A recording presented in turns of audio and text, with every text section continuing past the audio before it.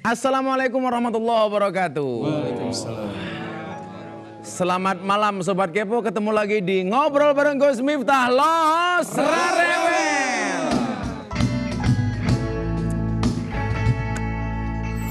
Hari ini Gus Miftah akan tausiah tentang kepemimpinan. Saya doakan kalian menjadi pemimpin.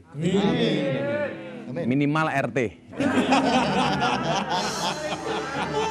Ya minimal kan kita nabung mimpi kan. Maka saya selalu bilang, kalau ada orang bilang mimpimu terlalu besar, katakan kepada mereka, bukan mimpi kami yang terlalu besar, tapi pikiran kalian yang terlalu kecil. Nah, walaupun badannya besar. Nah, ngomong soal kepemimpinan, saya teringat tegaknya masyarakat dunia ternyata dengan 4 perkara atau 4 pilar. Yang pertama adalah bil ilmil ulama, dengan ilmunya ulama. Maka kenapa kita harus baik-baik dengan ulama? Karena dunia ini bisa terang dengan ilmunya ulama. Betul? Kalau pemimpinnya adil, maka negara itu akan makmur. Saya sering bilang begini, Gus, jadi pemimpin sekarang nggak enak nih, jadi presiden nggak enak, jadi bupati nggak enak, jadi gubernur nggak enak, sering di demo. Saya bilang jangankan jadi presiden, jadi pemimpin sholat itu loh sudah di demo. Begitu imamnya mau maju, di demo sama jamaahnya. Pak Kiai jangan panjang-panjang bacaannya, kan kurang ajar banget. Kemudian yang ketiga adalah bidu'ail fuqara, dengan doanya orang-orang miskin. Makanya kalau pengen kemudian negara kita bagus, orang-orang miskin harus banyak berdoa. Nah, seperti kalian nih ya. Nah. Ini kan kelihatan wajahnya kayak kotak infak. Dan yang keempat adalah bisa khawatil aghnia, dengan dermawannya orang-orang kaya. Nah, yang paling penting di sini kemudian adalah pemimpin-pemimpin yang adil. Makanya apa kemudian karakteristik pemimpin-pemimpin yang bagus itu? Kita lihat dari Rasulullah Muhammad SAW. Apa sifatnya Rasulullah itu? Yang pertama tabligh, semuanya disampaikan. Makanya jadi pemimpin, sampaikanlah sebenar-benarnya kepada rakyat. Kemudian yang kedua harus sidik, benar dan jujur. A katakan A, B katakan B. Jujur itu ada 2. Jujur ayam dan jujur kacang hijau. Oh, itu bubur ya.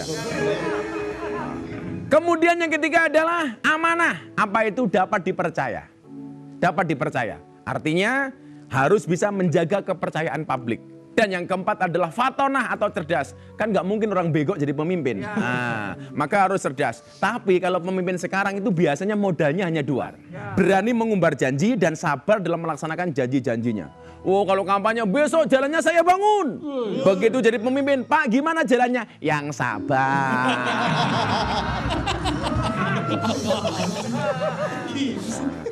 Dan salah satu sifat orang itu amanah, tabligh, fatonah, menjauhkan dirinya dari hal-hal yang haram. Korbankan jabatanmu demi rakyat, jangan korbankan rakyat demi jabatanmu. Pemimpin mencapai suksesnya melalui pelayanan kepada orang lain, bukan dengan mengorbankan orang lain. Kita doakan pemimpin-pemimpin di Indonesia menjadi pemimpin-pemimpin yang adil. Amin Allahumma amin. Malam ini saya memiliki narasumber, seorang pejabat daerah yang malam hari ini sudah hadir di studio. Kira-kira siapa beliau? Kita lihat dulu profilnya berikut ini. Haji Badrut Tamam adalah tokoh muda Jawa Timur yang cerdas, peduli, dan merakyat. Alumni Fakultas Psikologi Universitas Muhammadiyah Malang ini memilih terjun ke dunia politik dan kini menjadi Bupati Pamekasan.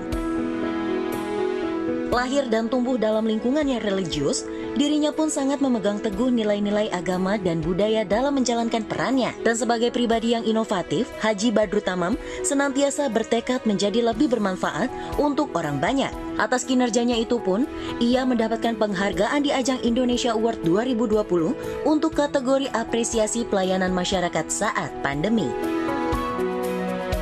Dalam kepemimpinannya, lelaki yang lahir di Pamekasan 2 Desember 1978 ini mencanangkan berbagai program kreatif inovatif guna mengembangkan sumber daya yang ada di daerah Pamekasan.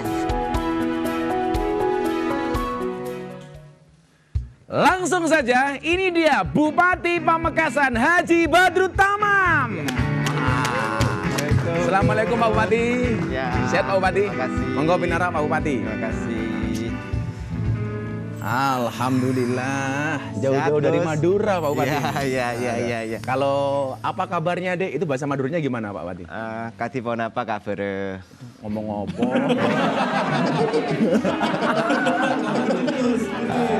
Itu kira-kira nggak ada yang paham lah. Nggak ada yang paham.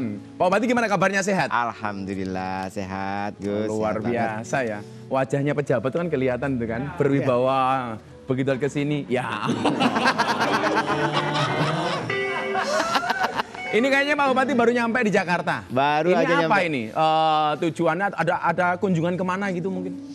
Suan Gufifta. Oh, Sowan Gus Miftah. Iya. Sowannya Sowan. Umarok kepada ulama. Iya, mohon Kalau ini tausiah. Ubaru, bukan ulama. Pak Bupati, sebelum kita ngomong yang serius-serius nih, kan Pak Badrut Tamam ini seorang alumni UMM, Ya. Universitas Muhammadiyah Malang. Guyonannya Universitas Munggah Mudun. Oh, Universitas Munggah Mudun. Sama ada sepeda namanya MTB, Ya. Munggah Tuntun Bareng. Dan katanya ngambil jurusan psikologi. Ya. Nah, yang katanya juga punya cerita menarik di awal pendaftaran. Bisa diceritakan Pak Bupati? Jadi cita-cita utama saya waktu kuliah maunya di UGM, Gus. Maunya di UGM. Ya, Ini juga ketemu UGM sekarang. Betul. Ustadz Gus Miftah. Dulu daftar di UGM, bimbingan tes di Yogyakarta, daftar di psikologi UGM. Keterimanya tidak di UGM, keterimanya di fakultas lain, jurusan lain tidak di UGM. Oh. Akhirnya waktu itu nekat berangkat ke cari fakultas psikologi, ketemunya yang waktu itu masih buka di Unmuh Malang. Daftar masuk di situ, sudah mau penutupan. Saya nyampe jam 12, penutupan jam 1 siang. Akhirnya daftar, alhamdulillah tanpa tes. Tanpa tes. Kuliah di situ akhirnya. Tapi anehnya di sini kan biasanya Madura itu identik dengan NO. Ya. Sementara kuliahnya di Muhammadiyah. Ya. Jadi guyonannya orang Madura ini begini. Sudah nggak apa-apa. Yang penting minimal Islam. Syukur-syukur tetap berkomitmen di NU. Oh gitu. Katanya dulu zaman kuliah sempat jualan kerupuk. Betul, Gus. Benar Pak Bupati? Saya dari dulu itu berpikirnya begini. Tidak mungkin kita ini akan mendapatkan hasil luar biasa jika caranya biasa.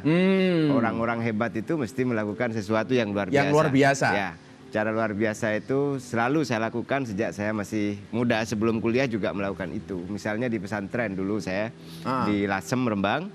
Oh, pernah di Lasem, ya? Oh, Di Masem, ya? Saya mondok di situ. Saya ya di sambil belajar mengaji. Saya melakukan beberapa langkah-langkah yang tidak dilakukan oleh santri pada umumnya. Berpolitik itu harus pakai teori. Pakai teori ya? Pakai teori. Jadi ada teorinya B.F. Skinner yang teori behavioris. Orang itu kalau bahasanya Ari Lasso lah, sentuhlah dia tepat di jantung hatinya mesti ikut kita. Oh inilah kalau Bupati muda itu.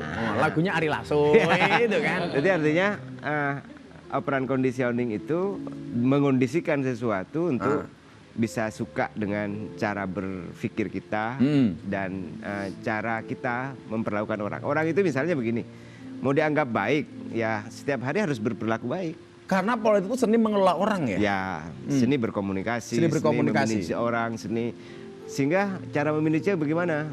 Orang punya hati.